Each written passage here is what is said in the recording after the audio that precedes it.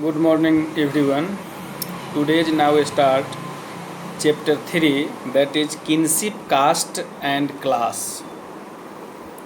Early societies, Christ 600 BCE to 600 CE.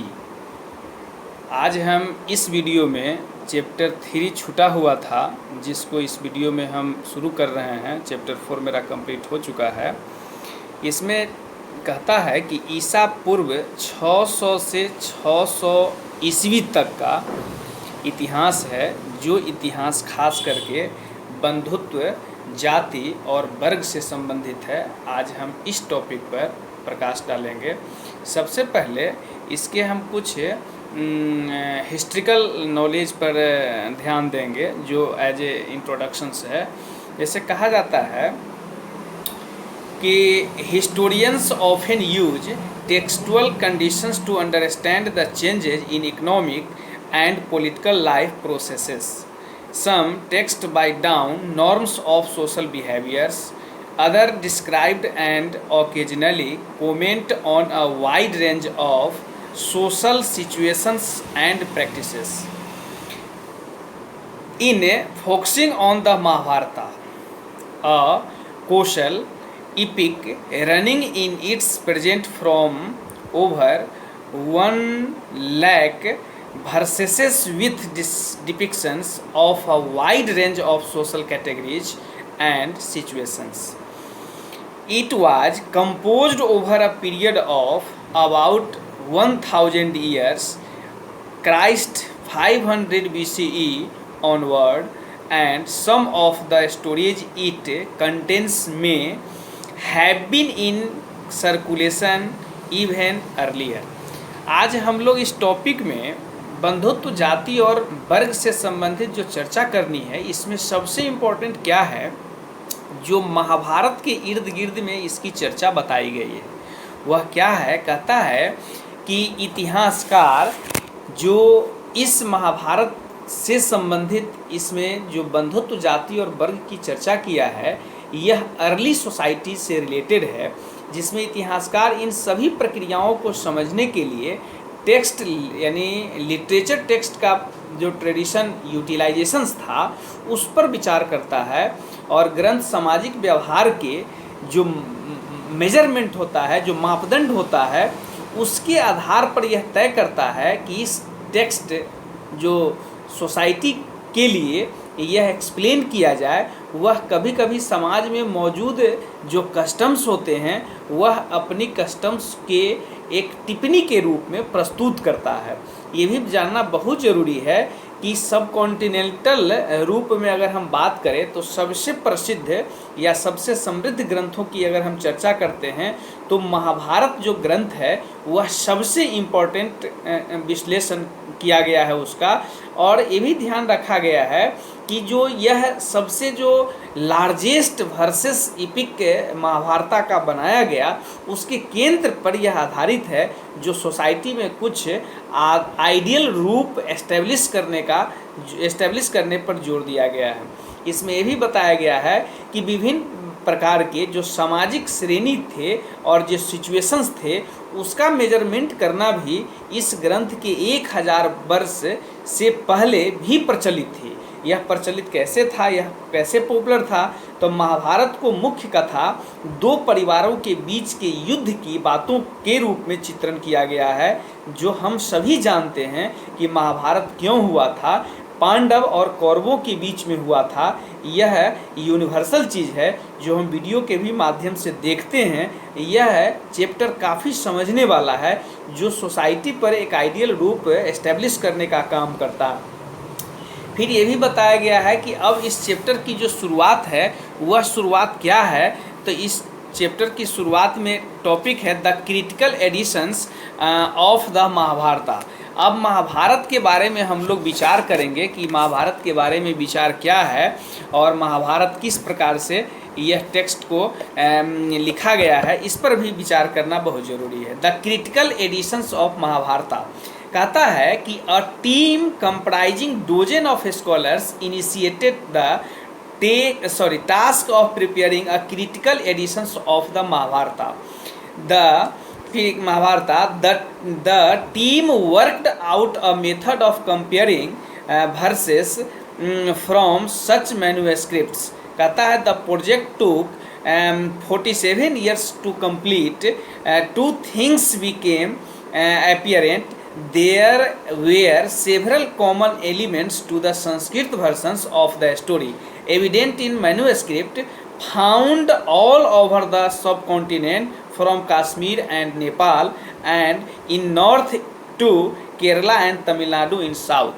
सब कॉन्टिनेंटली हम कह सकते हैं या subsequently scholars began studying other traditions from work in Pali Sanskrit and Tamils indicate that the idea of content normative Sanskrit text were on the whole recognized as a authoritative. अब ये कहा जाता है कि जो महाभारत की रचना किया गया, इस महाभारत की रचना के बारे में क्या है, हम इस बात पर भी चर्चा करेंगे। कहता है कि 1919 में जो सबसे फेमस संस्कृत विद्वान जो BS सुकथांकर के नेतृत्व में एक अत्यंत महत्वपूर्ण जो प्रोजेक्ट की शुरुआत किया गया था।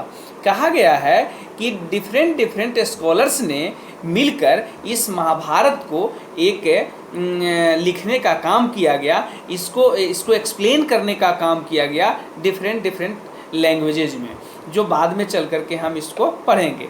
फिर उसके बाद कहा जाता है कि जो प्रोजेक्ट पर काम करने वाले विद्वान लगे हुए थे वह सभी पांडुलिपि में अपने सभी श्लोकों की तुलना करके और यह एक मेथड ढूंढ निकाला जिससे इसको लिखने में काफ़ी सुविधा होगी। ये भी कहा जाता है कि श्लोकों का जो चयन किया गया वह लगभग सभी पांडुलिपियों में पाए गए थे और उसका जो प्रकाशन था और उसका जो पब्लिकेशंस था वह 13,000 पृष्ठों में फैले यह डिफरेंट टेक्स्ट पार्ट्स के रूप में किया गया। फिर ये भी बताया गया है कि संस्कृत यानी पाली संस्कृत के कई पाठों में यह चैप्टर्स में अनेक पार्टों को एक समानता रूप दिखाई दिया, चाहे वह भाषा कोई भी हो। ये भी कहा जा रहा है कि इस बात से यह स्पष्ट होती है कि स्पष्ट क्या होती है, इसका भी ध्यान रखना है कि जो सब कॉन्टिनेंटल रूप में अगर हम बात करें तो उत्तर में कश्मीर और नेपाल से लेकर के दक्षिण में केरल और तमिलनाडु तक ये सभी पांडुलिपि में समान चीज़ दिखाई दिया है। चूँकि लैंग्वेज सिर्फ अलग अलग था, बाद बाकी सभी चीज़ समान दिखाई दिया। ये भी कहा जाता है कि सभी प्रकार की प्रक्रियाओं के बारे में यह समझ लेना मुख्यतः उन ग्रंथों पर आधारित था जो संस्कृत में ब्राह्मणों के द्वारा उन्हीं के लिए लिखे गए थे। यह 19वीं और 20वीं शताब्दी में इतिहासकारों ने पहली बार सामाजिक इतिहास के रूप में यह इसका फॉलो किया और इस टेक्स्ट के रूप में सभी रूपों से समझने का प्रयास किया। कहता है कि सम स्कॉलर्स जो पाली संस्कृत और तमिल से टेक्स्ट के माध्यम से अपनी ट्रेडिशंस को यह पढ़ा और उसके माध्यम से इसका अर्थ निकाला। तो ये फर्स्ट टॉपिक था जिस चीज़ का चर्चा हम लोग किए हैं। ये चर्चा था क्या फर्स्ट टॉपिक का कि महाभारत का जो समीक्षा था, महाभारत का जो समीक्षात्मक या समालोचनात्मक जो कह सकते हैं जो संस्करण एडिशन लिखने का काम किया गया, उस टॉपिक पर हम लोग विचार किए हैं।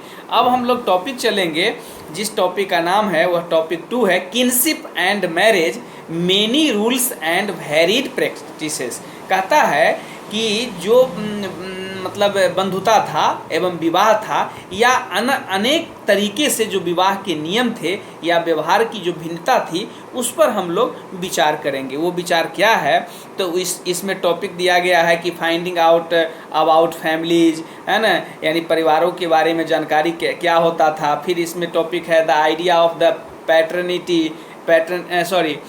पैट्रिलिनी, माने इसमें कहा गया है कि जो पितृवंश का जो व्यवस्था था एक आइडियल रूप में वो क्या था, चूँकि उस समय पितृवंश ही सर्वे सर्वा होता था। उसके बाद रूल ऑफ मैरिज है, उसके बाद टाइप ऑफ मैरिज है, फिर उसके बाद द गोत्र ऑफ वुमेन है, यानी महिलाओं के गोत्र के बारे में, विवाह कितने प्रकार के हैं उसके बारे में, इन सब चीज़ों के बारे में टॉपिक 2 पर स्टडी किया गया है। तो हम लोग बात करें कि टॉपिक 2 में क्या है, तो यह जानना बहुत ज़रूरी है कि यह अगर हम बात करें तो पारिवारिक दृष्टिकोण से जीवन को सहज रूप में स्वीकार कर लेना, किंतु ये भी बताया गया है कि वह सभी परिवार एक जैसे नहीं हो सकते हैं, इस पर भी विचार किया गया है। उनका रिश्ता क्या है, उनके एक्टिविटीज़ क्या होते हैं, यह एक रिलेशंस के रूप में उसके एक्टिविटीज़ को डिफरेंट रूपों में देखा जाता है। एक ही परिवार के लोग होते हैं जो डिफरेंट भोजन करते हैं और डिफरेंट रिसोर्सेज के रूप में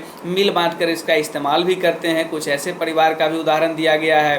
फिर उसके बाद कहता है कि एक साथ रहने, एक साथ काम करने, एक साथ हर प्रकार की एक्टिविटीज़ को करने का भी यह एक जॉइंट फैमिली की तरह यह बात स्पष्ट होती है। इस चीज़ को भी बताया गया है और इसी चीज़ को हम क्या कहते हैं, रिलेशनशिप्स कहते हैं। हालांकि तकनीकी भाषा के इस्तेमाल अगर हम लोग करें तो इसको हम कहते हैं कास्ट ग्रुप्स, जिसको जाति समूह भी कह सकते हैं, जो परिवार के रिश्ते एक दूसरे के बीच में काफ़ी नज़दीकियाँ होती है, काफ़ी लगाव होती है, उसके बारे में यह बताया गया है।